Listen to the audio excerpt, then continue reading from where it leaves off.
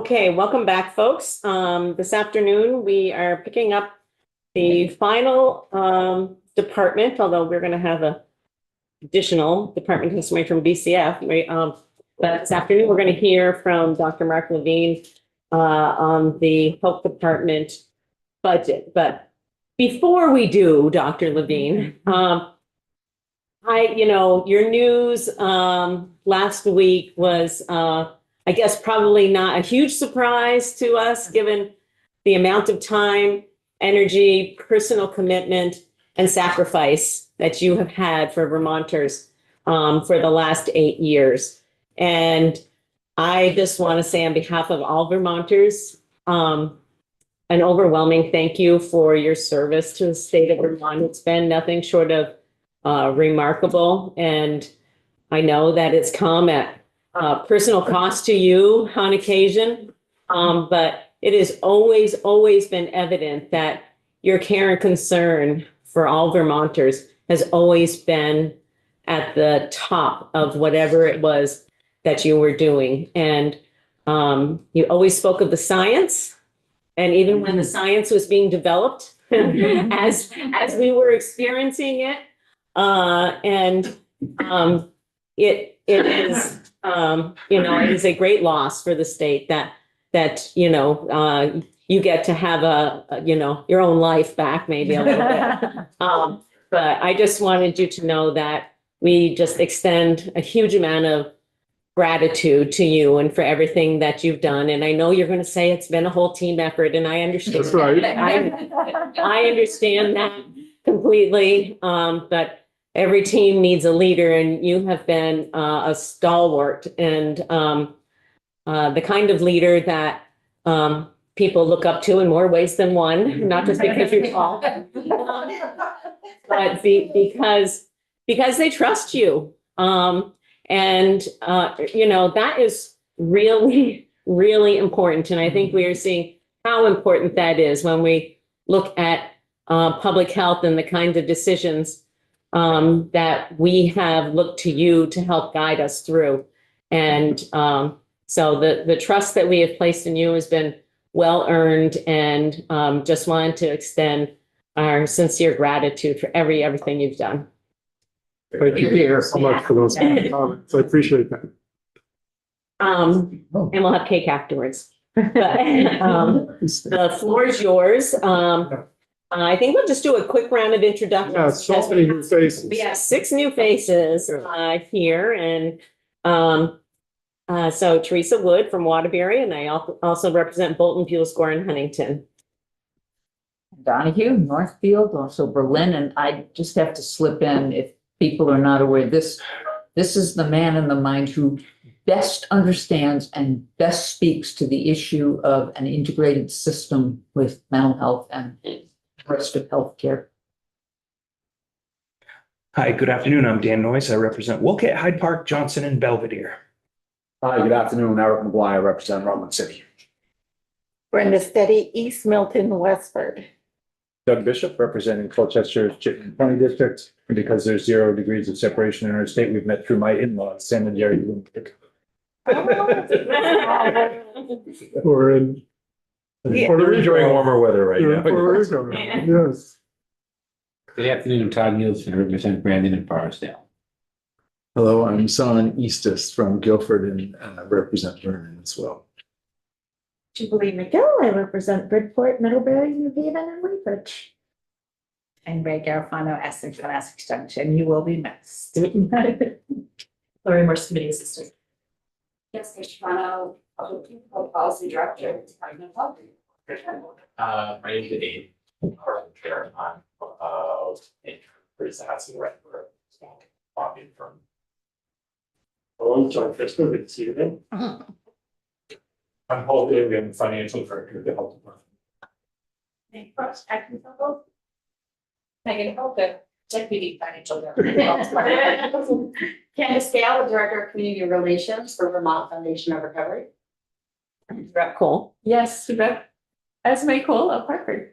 Hello. And floor is yours, Commissioner. And I'm Mark Levine, Commissioner of Health. And the only person who hasn't been introduced is what's on the screen. She will be when she needs to be. Kelly Doherty, Deputy Commissioner. One of our Apologies to not be there in person. I have meetings on either side of this, so it was Nice to see you, good Kelly. to travel. Nice to see you too. Hey. So because there's so many new members, we thought we'd do a little bit of a orientation to who we are before we got into the budget details. And it won't take all the time, plenty of time. So, what better way to get to know the department but through its mission statement, which is on the next slide. Okay, no.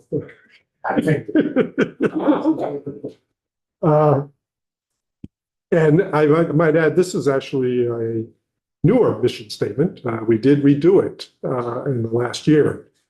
And I'm very proud to show the values that are listed as well, because they involve all the first initials of things we're not supposed to say anymore. Yeah. We live in the United States. No other commentary though. Yeah. But they still remain our values. So public health has many different definitions. And this slide illustrates what I call public health 1.0. So the first part of the definition is it's not so much which person in Vermont needs a service and how many of them are there, but it's really how do we make the whole population of Vermont healthy? Because that's what public health's job is to do. And that doesn't matter what location you're in, small, large communities. Doesn't matter if you're a state versus a country. I mean, public health writ large is really trying to improve health of everybody. And the three sort of major foundational pieces that have always been true in public health. One is promoting good health so you can prevent chronic disease, which we all know costs about 80 cents on the dollar, give or take. So it's our biggest healthcare expense in the country. Second thing is those infectious agents like COVID, but there are so many others that we don't want to turn into epidemics. And then the third thing is really our environment and how to make sure that any of the toxicities associated with hazards in the environment don't impact the population. The other thing about this slide is really we are interested in, dedicated to quality and very much aligned with healthcare, but we are not healthcare. We are public health. And when you look at what determines how healthy a person is, 10% is determined by the health care you receive. The rest of it is all the stuff that we just talked about. And your lifestyle choices being a significant feature. But lifestyle, socioeconomic, environmental, all that stuff. Moving to the next slide. I just highlight health equity because that's actually public health 3.0. 2.0 is what we used to call social determinants of health. Now we call health-related social needs, but it's housing is healthcare, food security is healthcare. You need all these things to be healthy. And if public health doesn't recognize that, we're not going to be able to do our job. 3.0 is health equity, recognizing that Vermont's a great state. We are the healthiest state on many, many scales. However, when you sort of look down into who's healthy, who's not healthy, you find disparities and inequities. And that's just the way it is in our society in this country. So we know that the average Vermonter may enjoy wonderful health in one area or another, but if we look at them from a race lens, a gender orientation lens, a disability lens, suddenly we see the numbers are drastically different than the average healthy Vermonter. So if we don't pay attention to that, we're not helping people in our society who need it the most. So that's sort of a quick run through public health. This slide, the pyramid is called the Frieden Healthcare Health Impact Pyramid. increased individual effort needed at the top, increased population impact at the bottom. This is sort of like how my career has gone, because I had many decades in clinical medicine and academic medicine, and I was in the top 3 rungs of the pyramid. Did a lot of one-on-one counseling, patients in the exam room, at the bedside, you name it. And, lots of people quit smoking, lots of people reduced their drinking, lots of people ate better and exercised more. That doesn't happen overnight. For some of them, it took several decades, but we got there. Second rung is the clinical interventions, because when you don't get there, you end up with chronic disease. And that's what I did in internal medicine, is take care of a lot of chronic disease. And then the third rung is really the health maintenance preventive focus. So are you getting your screening colonoscopies and mammographies? Are you screening for cardiovascular disease? Are you getting immunizations to prevent you from getting sick from infectious diseases, et cetera, et cetera? The bottom 2 are really where I live nowadays. First one is called changing the context to make an individual's default choice the healthy choice. So if you want to buy crackers, you can't buy them with trans fat anymore, because we know they're bad for you. And so they don't make them anymore. And if they do, they have to list it in the label, which means you won't want to buy it. If you go into a restaurant, you don't want to get lung cancer because everybody else is smoking, and even though you've chosen not to smoke. So we have laws about secondhand smoke. If you want to not smoke at all, we tax the heck out of combustible cigarettes through state laws and policies, so that we can prevent you from making a bad choice, because it's like, why would I spend my money on that? So, you name it, there are ways to help the population do the healthy things without necessarily becoming what some people call a nanny state, where we're just sort of doing everything and people are sort of like, you can't tell me I can't do that. So we have to do it more wisely. And then, of course, socioeconomic factors being the heavy lifts. So do people have access to wealth and not poverty? Do people have housing and food and transportation, et cetera? So that's sort of the way we look at things in the public health world. And I'm not going to go through everything on the next slide, but these are ways you may or may not realize public health interacts with you every day in your own home or in your community or in your schools. And they all are pretty self-evident kind of things. So this is our department, and I'm going to have a slide on each of these to give you just some examples of what we do in the health department that probably isn't done anywhere else, because that's where the responsibility is.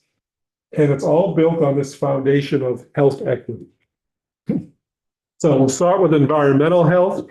And I mentioned, there are lots of environmental threats out there. Many of them you may not be aware of, which is fine. It's nice to live in bliss. But, just don't drink the water or breathe the air, and you'll be fine. So the reality is, we have partnered with the legislature to have no lead in the drinking water at school, essentially no lead in the drinking water at school. We work hard to make sure there's no lead in older homes that may have had lead paint in them, and we have a whole program about that. Climate change, I know we can't say those words anymore, but climate change is alive and well, and it has tremendous implications for food and water safety. It has implications for how many cyanobacteria blooms we have. And the quality of people's drinking water, not just from flooding and bacteria contaminating it, but quality of drinking water in general. Does it have PFAS in it? Does it have other harmful things on the chemistry elemental tables, et cetera? And then, of course, everybody's aware of the PCB program in the schools, a unique environmental pathogen that we're sort of making history with in Vermont, for better or for worse, but I think it's for better, for sure. Family and child health public health has been traditionally very dedicated to the earlier part of life and the state of pregnant women, making sure that they're keeping themselves as healthy as they can, not smoking, not using other substances, etc. And then we graduate into, the fetus is born, and what can we do to maximize the life potential of that fetus? So programs like home visiting programs with family specialists and nurse practitioners, programs like the Dulce program, things that really may have an impact at that very early part of life, because if you don't act then, unfortunately, we've all seen it, the life path is kind of on the way, and it's really hard as everybody gets older. Then we move into adolescent health, and then we have some special programming like the WIC program, which I think is on the next slide, just to illustrate it. Powerful programs where we can really help work with people at the early childhood part of life. Public health, unfortunately, writ large, has not done a lot on the aging side of life. So it's been one of my missions actually here to change that and make sure that we look at the whole continuum and make healthy aging a priority. And as you know, we have Age Strong Vermont, which is a partnership with Dale, and it's gotten off the ground, and there's some successes already and some check marks we can make, but it's got a long way to go. And in future years, when the budget isn't so overwhelmed by other big ticket items, I'm hoping that we can have more dedication to lots of the things on that list of things to do, because you make it better for an aging person to live in a healthy way. You've made it better for everybody. Enough said on that. Little editorializing along the way. Laboratory science and infectious disease. Everybody went through the pandemic, but there's a lot more respiratory viruses than just COVID. And there's a lot more infectious pathogens than just viruses. So there's plenty of work for us to do, whether it's vector-borne disease, whether it's bacterial disease in the water, you name it. Our whole vaccination setup is in this division, and our public health lab, which is a pretty big establishment, you should be aware, is in this department as well. So some of the testing we're doing right now on humans who are in the hospital with human flu, we're doing testing for avian flu in that population at our public health lab. Okay. And of course, we are a centralized health department, but we do have 12 district offices, but they are still part of the centralized department. So unlike huge states that have local health departments that are really community-based and may or may not interact that vibrantly with the state, ours is a whole state enterprise. But this is the boots on the ground. This is where some of those community partnerships really take hold and have great fruition because everybody knows everybody. And this is where we get a lot of the local work done. So if we need vaccination clinics set up throughout the state, we've got the infrastructure to sort of do that kind of thing. The area that, if I have any regrets that I couldn't do as much in, is health promotion, disease prevention. You may recall we had 3-4-50, which is the three lifestyle factors that lead to the 4 chronic conditions that cause 50+% of deaths in Vermont. We paired that with an operation called Rise Vermont a number of years ago. Rise Vermont rose and then lost financial and other support, so it didn't really last as long as we'd like. Chronic disease is not one of the things we get well funded from our federal payers for, but it's really where the future needs to be. Not sure that RFK Jr. will make that happen, but that's the advertising that's coming with him. And I'm fine if he does that, as long as he doesn't sacrifice a lot of other things along the way. Our tobacco control program is in this area as well. And oral health, very important. And we made some really good strides in both of those areas. Any good health department needs to have emergency preparedness and injury prevention. the number of disasters we've had of late is substantial. And of course, we had a pandemic. So this gets used so often and really needs a lot of support, and it gets it. Our EMS is under there as well. And the terms injury prevention are really critical. Unfortunately, the portion of CDC that's injury prevention is not even a wedge of this cake. And the amount of personnel we have is, one or two. It's kind of like climate change, the public health issue of the century, but we have 1.3 FTEs because that's the way the federal funds are flowing. But injury prevention means, suicide prevention, falls prevention in the elderly. There's a whole host of things that it really implies that the car seat program that we have across the state, this is all injury prevention work. It's really important stuff. And then I think we have an example of where our teams have become, there's Barry, I believe. Well, that's Montpelier this time. That is crazy. Yeah. But either one was devastated, obviously, by the floods, and we're a big part of the emergency response.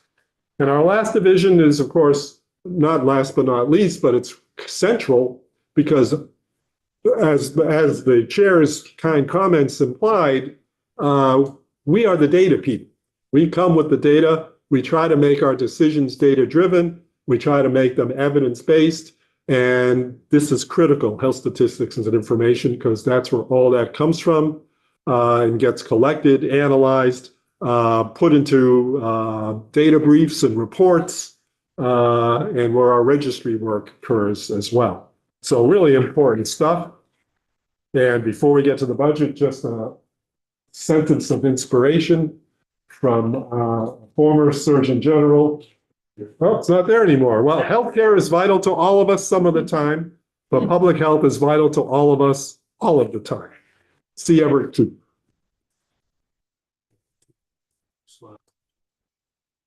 Yeah. Are they first? Oh, okay. Sorry. I think I'm ahead of the Everett Koop. That's why. He probably shows up later.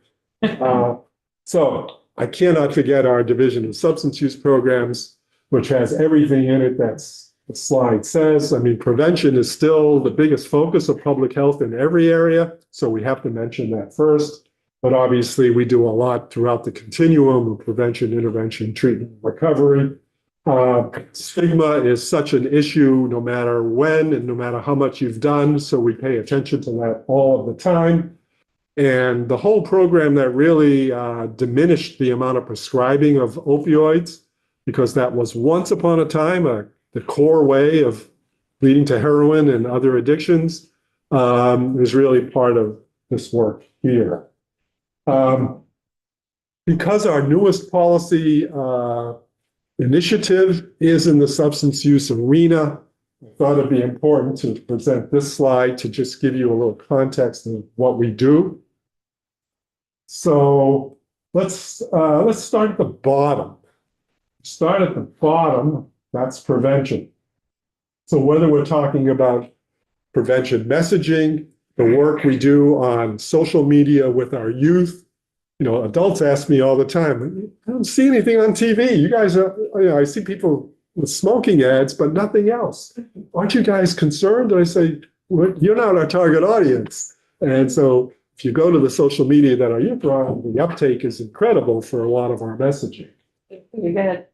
The prevention lead organizations and prevention consultants throughout the state, there's a whole infrastructure, $3 million that the state government has been giving us each year for several years now, that is now going to increase with more cannabis revenue, is going to support a whole bunch of these, all of that infrastructure for prevention coalitions and community partners across the entire state, scaled up to the whole state, as well as school-based efforts, both in curriculum and in personnel who are trusted individuals within the school environment for our middle and high school students.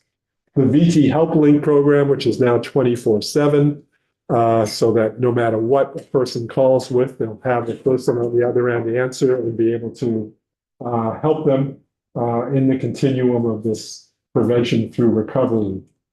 Moving up, recovery supports. So for people who have had an identified substance use issue, have gone through treatment, are in a phase of their life where they're ready to try to get back their life and move forward. We have recovery centers throughout the state that are well attended and well staffed and have peer counselors with them.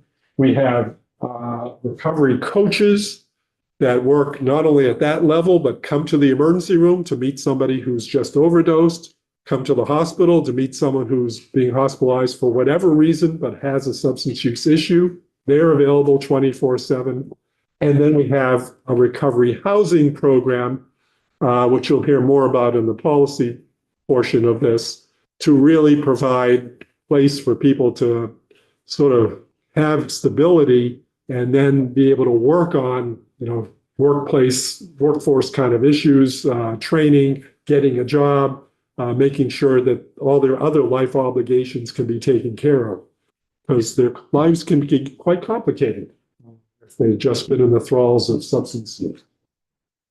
Intervention and harm reduction, think about syringe service programs, otherwise known as needle exchanges, which provide a whole panoply of services. Think about public inebriate beds, withdrawal management facilities. Think about Narcan literally flooding the streets, and our impaired driver rehabilitation program. And of course, if it still is legal, you'll eventually see an overdose prevention center in Burlington. No reason to think it's not going to happen, but I do know we have a new administration in town and they can have different federal prosecutors and what have you. So who knows? But Vermont won't be the test case for that. New York City will be, and maybe Providence. And then everything on the top is really treatment. So Vermont has achieved fame, as it should have, and this predates me. I'm not taking credit for this. Not all credit, anyway. We have the so-called hub and spoke program, which is really an outpatient-based system. If you're at a hub, it means you're a little more complex. You may be on methadone, but you could be on buprenorphine. If you're at a spoke, you're probably in a primary care or other practice that's continuity, and you're getting buprenorphine prescriptions monthly and not having to make daily appearances at a hub. That system has huge attendance, as I'll show you in a moment. And there are various aspects of what goes on in the outpatient setting in terms of more traditional outpatient counseling and medication use versus more intensive outpatient programs that have more hours per week and other commitments for the person to be making. And there's a whole host of additional psychologists and alcohol counselors, et cetera, that are trained in this area that are out there. We also have the ability to rapidly access medications. If you're not yet at the level where you're seeing somebody at a hub or a spoke, but you show up in an emergency room, whether for that reason or because you've just overdosed or whatever, you can get rapid treatment right at the emergency department as a segue to entering the system. And now in some communities of Vermont, EMS alone can pick you up and help you right at that moment through a protocol that we've developed with them. And that is going to expand, I suspect, significantly over time.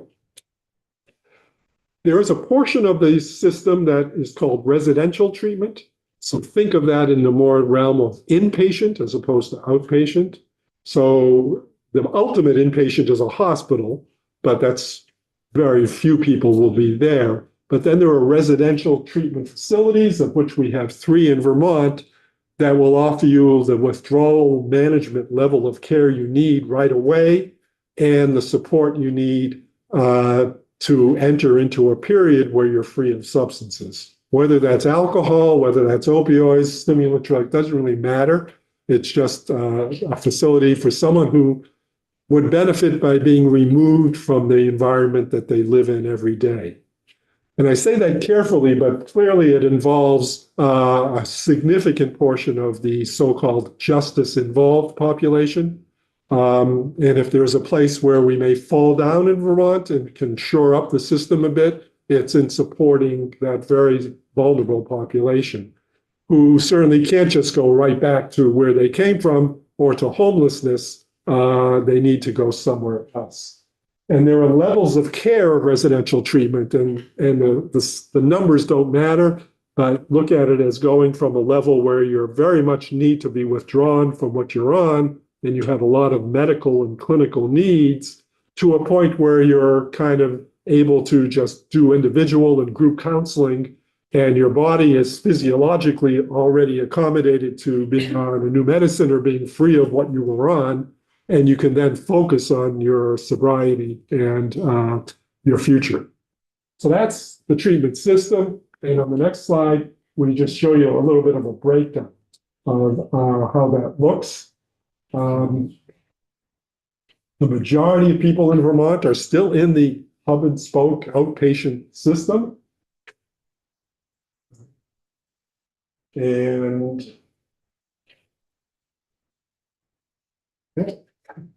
I know, it's where the arrow goes. There we go. So the hubs are on the right. You'll see 2022, 2023, but we're talking in the 4,000 to 4,500 people. Outpatient, traditional folks on the left, 3,500 people. Intensive outpatient, a smaller fraction of that. And then residential, a respectable number, but certainly not everyone is going to residential or needs to go to residential. But that certainly has significant uptake. And that's where I'd like to segue to the budget, if I could. Sounds wonderful. Thank you. And per tradition, unless you insist, we're going to not do the ups and downs kind of experience. Excellent on that. Yeah, we'll move to the big ticket item in the budget. That's good. And we have our budget team for the health department is Representative Easties and what's your last name? McGuire. Representative McGuire. So Do they have any idea what they took on? Well, we were handed. We're handed, yes. So here's our overview slide. And the importance of this slide, number one, when I first started coming to this committee, our total budget was about $150 million. And you see what it is now. That's not something to take credit for. I mean, that's just reality. That's the way the world is working right now. So that's a large budget for state health department of this size. I want to impress upon you the federal component of that budget. So the 40% federal funding coming to us in grants, et cetera, and the large amount of global commitment money, that doesn't leave a lot for other components. So you'll notice general fund, unlike some of our sister departments in the agency, we are about 11% general fund. We have some special funds, and you'll hear about at least one of them in terms of immunizations, and a very small tobacco fund component. So that's sort of the overview. And sort of the punchlines is that our current service fund budget is fully funded. We are the recipients of additional cannabis tax revenue, and we'll show how that's increased our prevention programming capacity. And we are looking for new funding in our major policy initiative regarding substance use disorder treatment and recovery. So, having said that, we can probably go to, well, and we have three appropriations in our budget: administration and support, public health, and substance use. And in the administration and support section, I guess we'll cut to the chase, which I'm not sure I have to say anything about it. we have the Office of Health Equity. Yes, which Julie Arell, my other deputy, did testify on last week? Yeah, it's last week.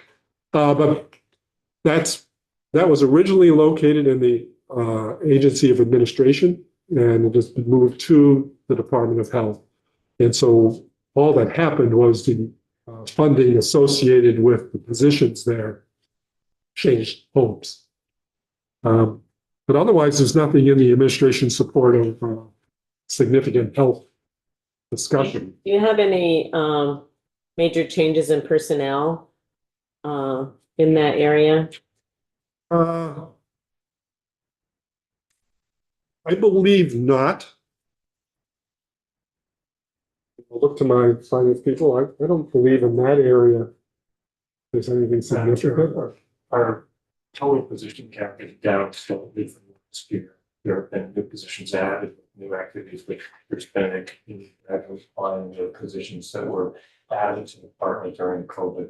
Okay. Thank you. That was what I That was getting at, because I knew that we had some limited service positions, or we had quite a number of limited service positions during that time. Okay. And that goes through 2026, the changes in these COVID era positions. But we've maximized their potential. And are you seeing anything on the, I mean, mostly we ask this question of everybody, but and mostly everybody, nobody has any responses, but I don't want to leave you out. Are you getting any kind of early indications or anything around, because around federal funding, you know, that big chunk of your budget that is other federal funds, 40%. And we know that there's a lot of grant funding for specific activities and things like that. Yep. Are you getting any early indications from anyone around It has, opportunities or problems? well, a lot of indications coming from rhetoric, Yeah. but not from actual programmatic change at this point. And things are operating as they have operated. But the anxiety level in the department has increased significantly. Yeah. And it's hard to reassure people because I can't provide authentic reassurance. Right. It's false reassurance. Yeah. So but we are on top of it, you know, and we are analyzing our entire department for where the vulnerabilities are, et cetera.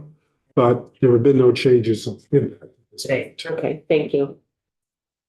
In the public health appropriation, that is, of course, where the majority of our employees are. When you look at the numbers of people, it's 58% of our total budget. And other than the substance use programs, it funds most of the other public health programs. And I guess we'll go to the immunization program, because that's where. Can I ask in general around vacancy savings? Yeah. Like at what percent are you budgeting vacancy savings? 3%. At 3%. Is that pretty consistent with what it has been in past years? And are you achieving vacancy savings to that degree, or? This year's rate is considerably lower than the past couple of years. We had very high vacancy rates during the COVID pandemic. One, because we were getting a lot of new positions that we were recruiting for, but also because we had a lot of people leave. It was we were for months on end, we were over 10%. Stabilized considerably in that respect, and the turnover rate has declined, time to fill has declined, and so 3% represents about what we expect to see come. Thank you.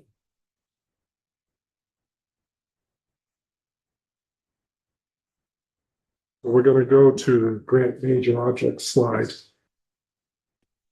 which is immunization program. So the immunization program includes most of the costs of our immunization program, which is the state's vaccine purchasing program.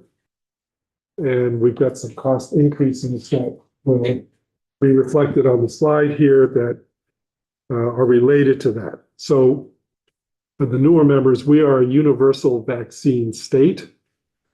And so our vaccine purchasing program purchases vaccines from the CDC, and it contracts and supplies them to the providers in the state. And any child or adult under age 65 is eligible for those vaccines. Unfortunately, it does not yet, we hope someday, include the Medicare population, but we're working on that.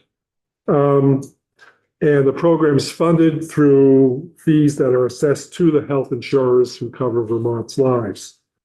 This was authorized by the General Assembly about 13 years ago, and as a pilot, and then made permanent shortly thereafter.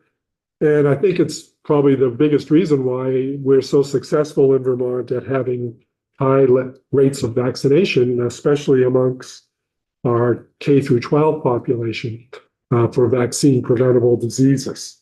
And 94% of that population was fully immunized in the 23 to 24 school year. In the last decade, we've expanded some of the coverage for influenza, shingles, COVID-19. And it also lowers the cost of vaccines because we get a pretty good deal from the CDC.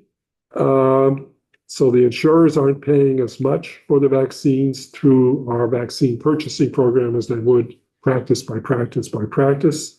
And of course, if people are getting vaccinated, there should be less healthcare costs from the things they're being vaccinated against. We have the state's major insurers on the Immunization Advisory Committee, which helps make the decisions about what we're going to cover or not cover, and what the assessment rate is going to be. So the budget proposal here includes a $1.8 million increase in special fund spending authority. And the insurer's deposits are deposited in a separate special fund that's used for the cost of this program. This includes an increase of $770,000 global commitment funding. The Medicaid population for children is covered through a program of direct federal assistance, the Vaccine for Children program. Adults, likewise, on Medicaid are covered through the Vermont's Vaccine for Adult program. It pays per member per month on covered lives. So all this cost is included in what you see in the budget. Sure. Representative Cole, you have a question? Yeah, one question I have is, I'm curious how this line item compares to it in the past and past years, just because I feel like they're, it's obviously controlled by the big pharmaceutical companies and what they price it at. And I know you get a better deal through the CDC, which is great.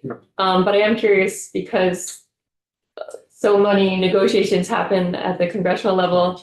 Federally, I'm curious, like, how, I don't know, how to say that. I know what you're saying, yeah. Like how negotiations have affected the trickle down costs here.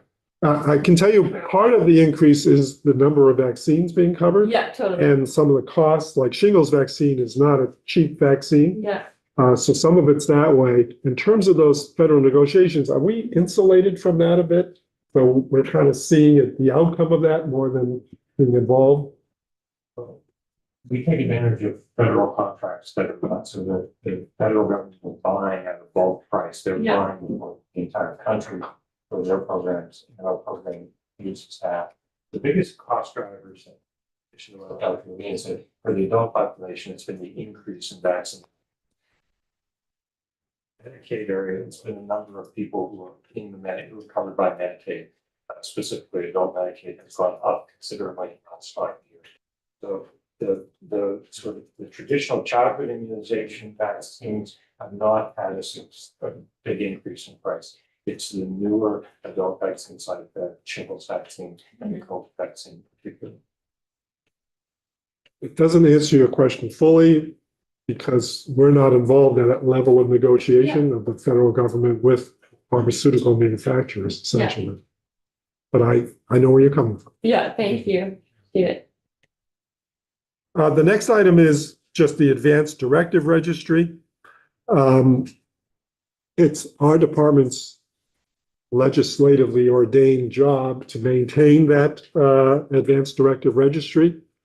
And this year, it turns out that we do that traditionally through the Vermont Ethics Network through a grant. And they contract with a registry provider who is called the American Living Will Registry for customer service and administrative support. And our increase in this budget is $435,000. And that's the result of increased fees paired with reduced service from that registry, requiring the Vermont Ethics Network to actually have more staff time committed to maintaining the registry. So it's costing us more and we're getting less, I don't think we're getting less. I think but the network is having to do more. the Vermont Ethics Network contract with that registry, they're getting less from that, yes. Yeah. So they're having to do more, which I guess means the greater we are paying for that, yeah. And so this is essentially a grant that will go out to the Vermont Ethics Network. This 200. It is, yes. Oh, it'd be an increase in their grant. It's all, the grant is there already. There, oh, okay. It costs more. Okay. Yeah. You're not gonna skip over the 1.05 million, are you? That's the next item. No, I saw you turn the page, so I was. It requires its I was wondering. page of itself. So, this is good. This is all good. So in the fiscal year 2025 budget appropriated $1,050,000 from the opioid abatement special fund for grants to syringe service programs. The committee that makes recommendations had made a whole host of recommendations, which were pretty much all endorsed by the legislature. However, the legislature additionally wanted to make sure that the syringe service programs had a stable funding stream. So that amount was budgeted and through that fund. The statutory authority for that special fund requires us to submit an annual spending plan to the General Assembly, and there was a letter going to the chairs of the appropriations committees, the two chambers, to that effect, which are, in that letter comes from me, but it's informed by the members of the committee. And given that there's a requirement for a spending plan to be approved by the General Assembly, this appropriation is not included in the fiscal year 2026 recommended base appropriation. There's been an agreement between the legislative branch and the executive branch, I guess, to consider this year's recommendations for appropriation from this special fund as a special bill that's considered by these committees first, and then the appropriations committee, so your committee. And so our recommendations are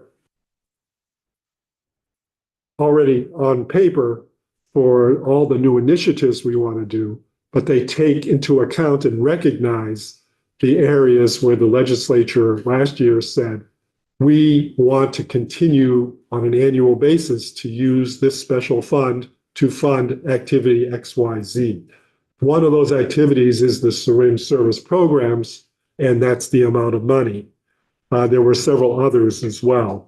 Commissioner, I'm a little confused. It's just, last year it was in the governor's proposed budget. I get that, and we're doing a separate. Now it's a separate bill. Okay.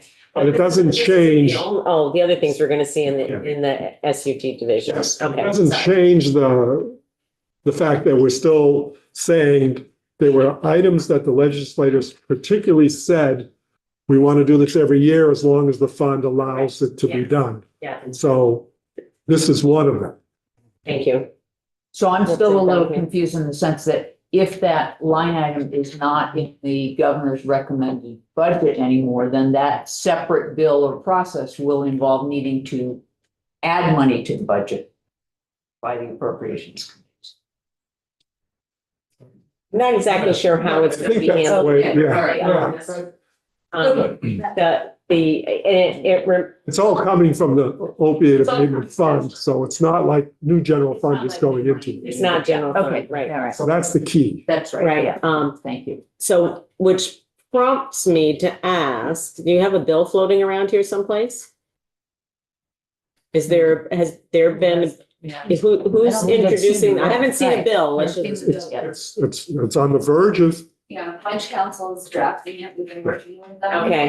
And then we have been talking. okay, well, I knew that we had connected people, but I hadn't seen anything yet, and so, Budget Council is still working. okay, all right, so committee, then we'll have a bill, another bill to review, but that we will, right, and I'm just pointing out on this slide, because we're in the public health appropriation is where the syringe service programs usually yeah, lie. all right. So it's not- HIV prevention and all that. For listening, it's not an actual cut to the appropriation that's going Absolutely out not. to those providers at all, so. Right. Rest assured, now I'm getting what's happening here now, okay.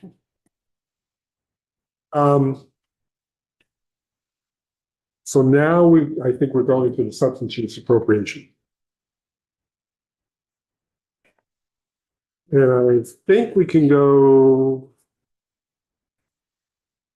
through the substance misuse prevention line. It's nice to hear. So I'll explain what this line is all about.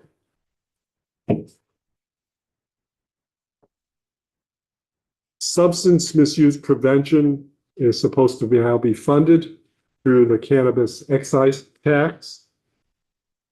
The governor's budget recommends replacing the current $3 million per year general fund appropriation for this prevention programming with $6.75 million from a new substance misuse prevention special fund. And section 312.4 of the executive budget language has the statutory changes required to establish the new fund.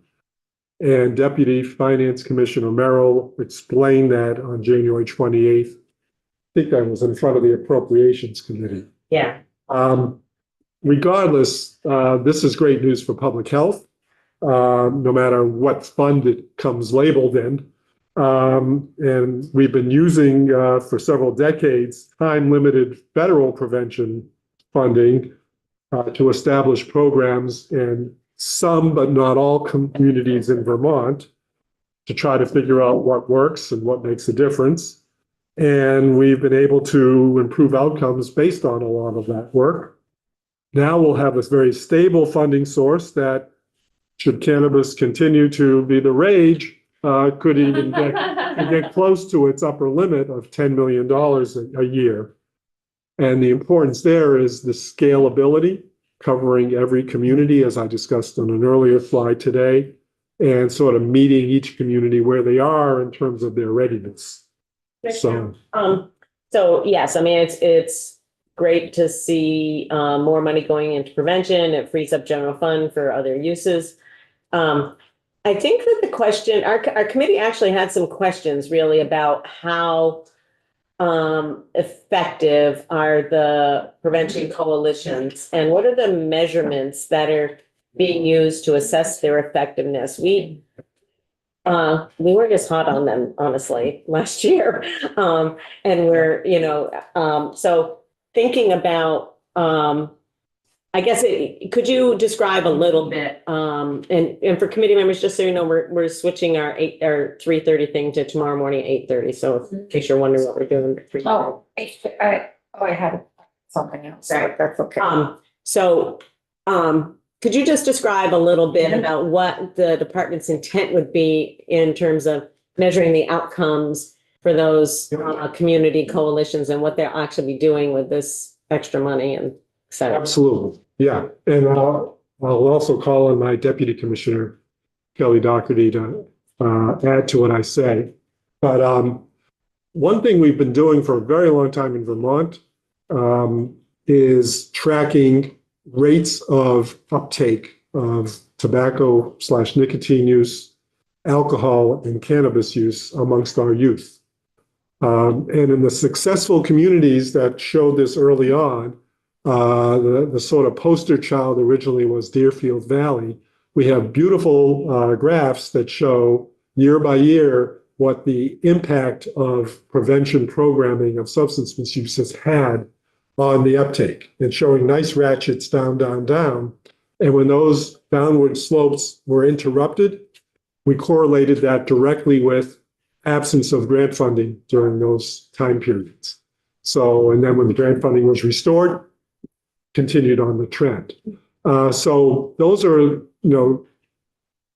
we've talked a lot in the past about after-school programming, Icelandic model, all of that. That's what goes into a lot of this prevention programming. It's really at the community level. It's with our youth. It's making sure there are responsible adults who can actually be trusted by youth and work with them. There are activities for youth to do at times in life when they might experiment in other ways. There are youth voices at the table so that it's not just being told it's good for you, but it's actually very much an involved process. And then, of course, there's just basic messages, not messages, but measurements and metrics about how the money is going to be used, like what's happening at the level of the Vermont, at the prevention lead organization level for a region of the state, distilling down to the community level, distilling down to school impacts and what they're doing with the money and what they've seen the impacts of that have been. You want to add anything, Kelly? I'm sure you have other stuff Yes, than what I do. So in 2023, we established a structure where we have prevention lead organizations. There are 4 of them throughout the state, and they help coordinate activities by region. And that's been really useful in order to not only share best practices, but also have kind of a lead organization to sort of corral and do a needs assessment of region-specific priorities. So, and 100% of all 4 of the VPLO regions have implemented primary, secondary, and tertiary prevention activities. So primary is really preventing use in the first place. Secondary is intervening when use takes place, and then tertiary is one level beyond that. And so they have executed a number of grantees with local coalitions. So the PLOs are really designed to, like I said, put their arms around what's happening in their region, and really they're always looking at evidence-based practices. So there is a large evidence base for prevention, and I'd be happy to come back and talk more in depth about that another time. But there are a lot of national models and other things that have a large evidence base behind them. So they can really decide based on their needs assessment in these communities, really where are the gaps and where are the opportunities? What are their data looking like with respect to some of the things that Dr. Levine said, and really determine which evidence-based interventions would most benefit that community, because everyone is in a different place. And so we're looking at potentially expanding the VPLO model. And then also another priority with expanded prevention funding is going into more schools. So we are in very few school districts. We're in 19 school districts in the state, which is not very many. I guess if this education proposal goes through, that would be a lot, but having more of a presence in the schools is definitely an area of need that we have not been able to meet. So that's another priority area that we're looking at. And we're also looking at more upstream, even more upstream than schools, and really looking at interventions sort of at the young family level, because we know that substance use is greatly impacted by family factors, whether that's trauma and poverty and all of those things. So looking at how we can really intervene even earlier to try to prevent some of those long-term impacts. Thank you, Deputy Commissioner. I think, so the challenge or charge to the budget team will be to kind of dig a bit deeper, look at some of the outcome data, look at, further into the recommendations that you're just talking about and sort of decision points that y'all are going to be making and, come back with a recommendation. I mean, it's fortunate that we have the opportunity to be thinking about how we're going to allocate out more resources for prevention, which is a great place to be. But Representative Paul. Can I just make one point? Yeah. I'll just say that, one of the challenges with prevention, it's not really a challenge for prevention, but you really need to have these interventions in place for a long period of time to really be able to demonstrate outcomes. So doing something for a year is likely not going to show huge outcomes. It's the long-term investment in prevention that really makes the difference. So this is a real opportunity for us to really look ahead and, set goals for what we want to see 5 years from now, 10 years from now. It's not going to be an overnight success, so to say. Right. And the work is based on a strategic prevention framework and other evidence-based models. So even if our community hasn't had it for more than a year, we know we're basing it on a model that's been shown to be effective over time. Representative Paul. I'm getting some messages from constituents who are wondering how the cannabis excise tax funds are coming directly back to us. And you mentioned that there has been tracking on the very specific community level. And so I think that information is helpful for legislators, but also for the public too, to believe in the process.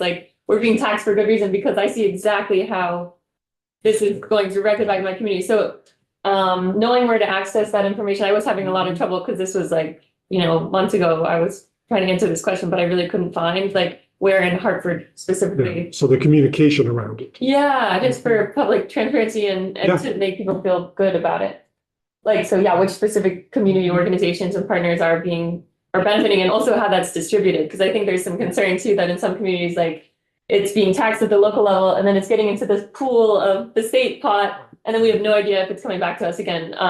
It's going somewhere, which is great, but I think some people are concerned, they want to know where. So. And we can take that back for leads. Yeah, and just to clarify, the funds that are out there now are not yet the cannabis excise tax. Just starting to get that. Absolutely, yeah. Yeah. But we do have dollars out there that we can certainly report on who in communities are getting those funds and what they're doing with them. Great, thank you. Okay. Yeah. Yes. It's a question on, before you change pages.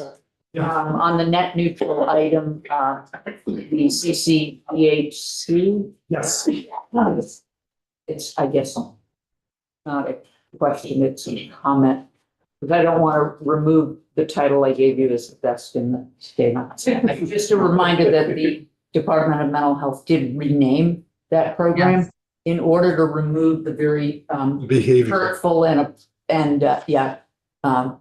offensive term behavioral health. Yes. No, that should be noted. And we will not interfere with that.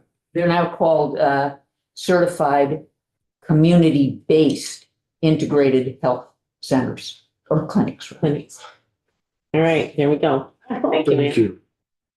Okay, now we're going to move on to the sort of last investment area, for which we have some questions.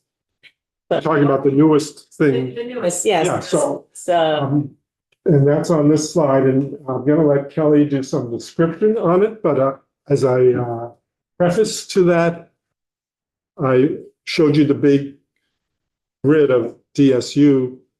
And so, we've really done some analytic work and some soul searching, trying to look at our whole system and say, where can we do better? Because I don't want you to leave the room thinking we need to do all this because we really have a crappy system.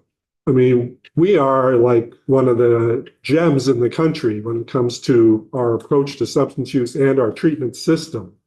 But that doesn't mean we can't do better in some areas.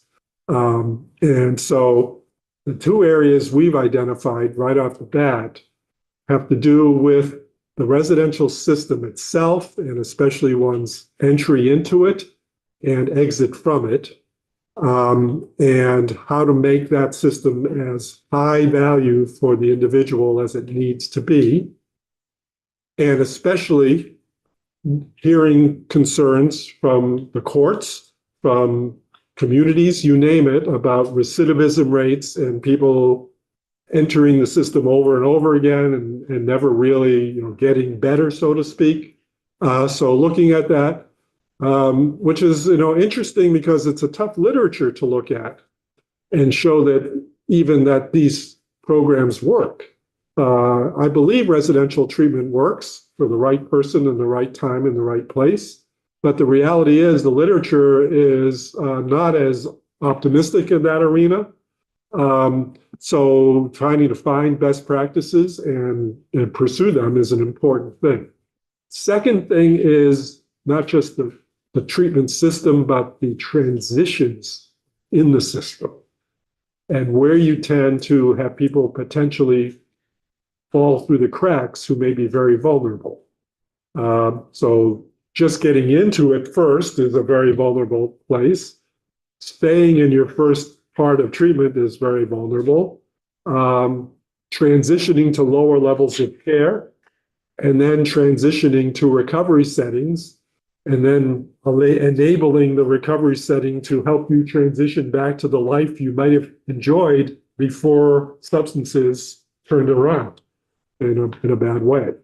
So the residential system and entry into treatment and transitions have sort of been our focus. Let me call on Kelly to Sure. get into more detail. Yeah, so these three proposed new initiatives, the first one you can see is re-engagement or stabilization beds. And the idea behind these is that they're twofold. So an individual who may be living in a recovery residence, like a sober living environment, who maybe has a relapse or something else happens that might put the rest of the residents at risk, they would be able to utilize, if needed, a bed that they could use for a short time, like 7 days, to sort of get back on track.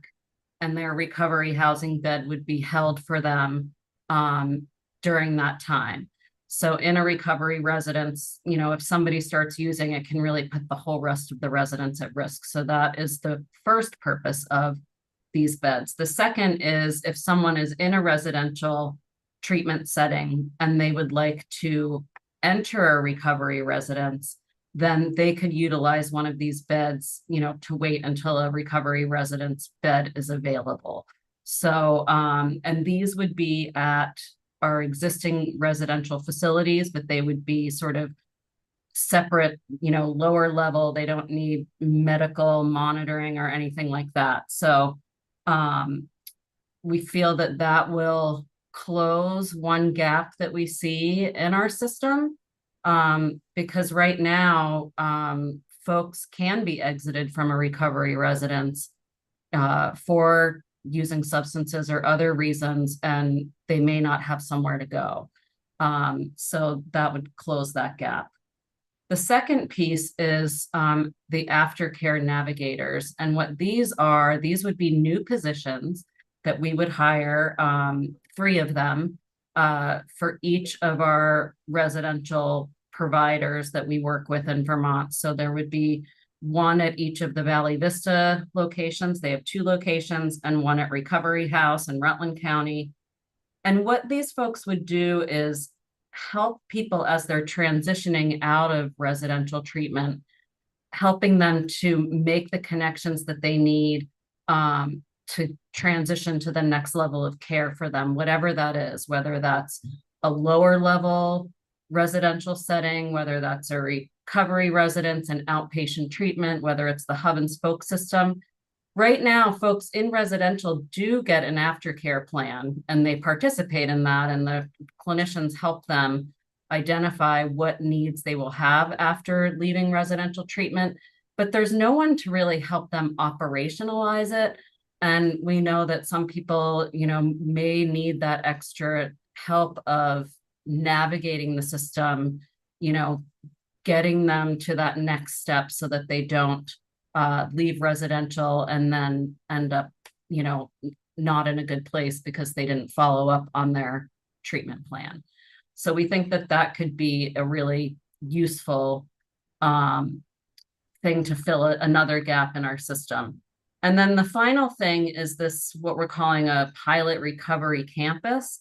So what we're proposing is a 15-bed recovery residence, recovery, you know, community, where treatment services, recovery services, life skills, employment services, and other supports could really be brought to the residents and help them sort of facilitate their recovery. So it's a little bit more intensive than being in a recovery residence that exists right now, where, you know, you go off to access those different things. It would be a little bit more supportive. And it would also, not exclusively, but certainly be utilized for folks in the who are criminally justice involved. So, you know, people who are in the judicial system.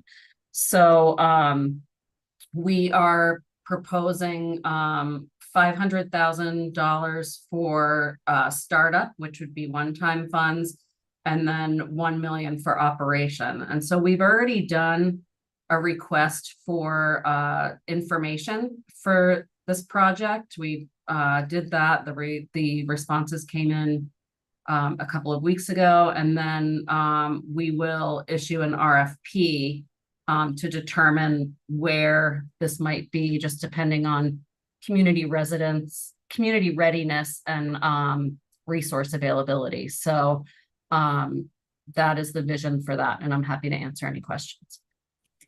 Okay, just one second. I'm just, there are a couple of questions. So, you know, several of us, Dr. Levine and I in particular, and other people around, you know, met with the federal courts a couple of times. And so I'm trying to make the connection between what they've been looking for and what the proposal, the three-part proposal is here. And I'm not quite seeing the direct connection. So can you draw the line for me a little clearer? Yeah, I would say that where they would most be relevant is with the aftercare navigators, who are going to help folks maybe who are bouncing between residential and, you know, becoming justice involved again. And then also the pilot recovery campus, we specifically want to make sure that that's welcoming to people who are involved in the justice system.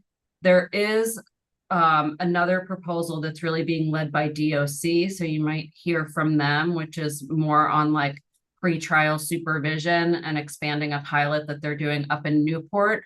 And we're participating with them in that, but they're really the lead to just help make those connections for people when they are navigating through the justice system, where are the points where they can be connected to the substance use system. I know where you're going. Yeah, I was gonna say that exactly answer the question. So the slide that we saw is what we're asking for. There are things that we don't need to ask for general fund money that will answer the rest of your question. So okay, the issues you're wanting to see addressed. Number one, the claim that people go into residential and they're hardly there, they're discharged right away. So we've refuted that many times, right? Because it's what level of care does the person need, and has the clinical need been met that dictates how much they need at that high level of inpatient residential. It seemed like that next level down was where we had some gap in the system. Exactly. So there's definitely opportunities for people to stay an average of 2 weeks at a high level of inpatient care, and frequently longer than 2 weeks, between 2 and 4 weeks. The model that you had seen incorporates then a step down to a next level of care. We have that level of care at one of the residential facilities now, and they've just expanded it by 16 beds in addition to the ones they had previously.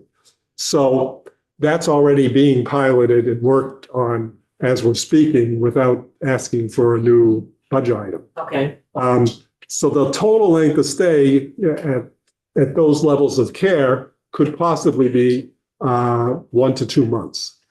But then that transition is still critical to what happens next.